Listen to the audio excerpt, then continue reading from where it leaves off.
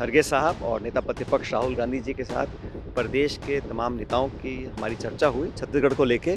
हम सब मौजूद थे और अब तक संगठन की जो गतिविधियां रही हैं उस पर चर्चा हुई। छत्तीसगढ़ में जो राजनीतिक मुद्दे हैं उस पर दिशा निर्देश यहाँ दिल्ली से खरगे साहब और राहुल जी ने दिया है। और छत्तीसगढ़ में जो 2 साल से सरकार है तमाम मोर्चों पर फेल है और आने वाले समय में जो नरेगा को लेकर सरकार ने जो नियम बनाए हैं एक तरह से उस कानून का गला घोटा है। तो ये जो मानसिकता है ये किसान, गरीब, निर्धन, असहाय, निर्बल जो लोग हैं उनके ऊपर एक कुटाघात सरकार ने किया है। इसका विरोध पूरे देश में हो रहा है। वंचित करने की योजना सरकार ने बनाई है और जिस तरीके से बनाई है कोई चर्चा, विचार विमर्श, संशोधन का नाम दे रहे हैं, लेकिन नरेगा को खत्म किया जा रहा है। कांग्रेस सहित तमाम इंडिया अलायंस के लोग दबाव बनाएंगे और केंद्र की सरकार को अपने अहंकारी कदम को वापस लेना पड़ेगा। सदन के अंदर हम लोग क्या मुद्दों को लेकर सरकार को काउंटर करेंगे, दबाव बनाएंगे और वहाँ जो नौजवान हैं जो आज इस सरकार से परेशान हैं, एक उम्मीद की तरह हमारे को देखते हैं कांग्रेस की तरफ।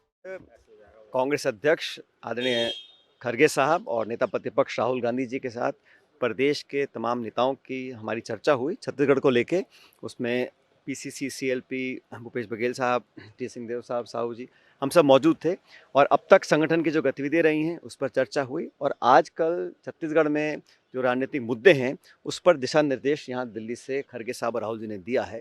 और छत्तीसगढ़ में जो 2 साल से सरकार है तमाम मोर्चों पर फेल है। फसल खरीद हो, लॉ एंड ऑर्डर हो और विशेष रूप से जो माइनिंग को बैकडोर एंट्री दी जा रही है और उससे आदिवासी क्षेत्र के लोग, किसान बहुत परेशान हैं।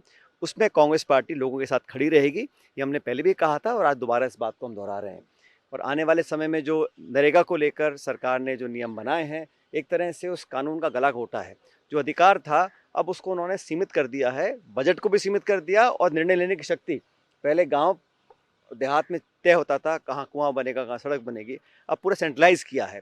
तो ये जो मानसिकता है ये किसान, गरीब, निर्धन, असहाय, निर्बल जो लोग हैं उनके ऊपर एक कुटाघात सरकार ने किया है। इसका विरोध पूरे देश में हो रहा है।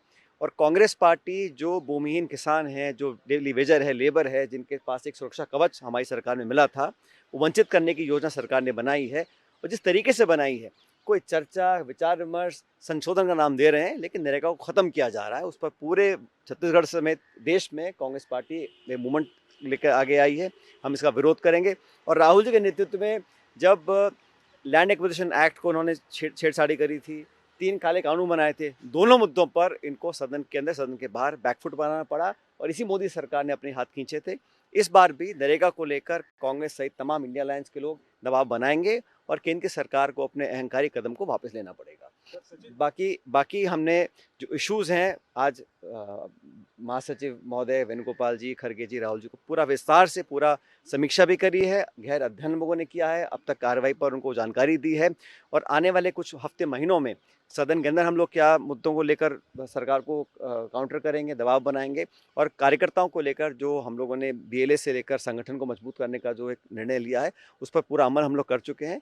इसी बात पर आज चर्चा हुई और अच्छे माहौल में हुई है। और दोनों राहुल जी, खरगे जी ने निर्देशित किया है कि छत्तीसगढ़ मूलतः कांग्रेस मैंडेट स्टेट है और वहाँ जो नौजवान हैं जो आज इस सरकार से परेशान हैं, एक उम्मीद की तरह हमारे को देखते हैं कांग्रेस की तरफ, उस पर हमें खरा उतरना है और सब मिलकर इस काम को करेंगे, तमाम नेता, छोटे बड़े सब मिलकर।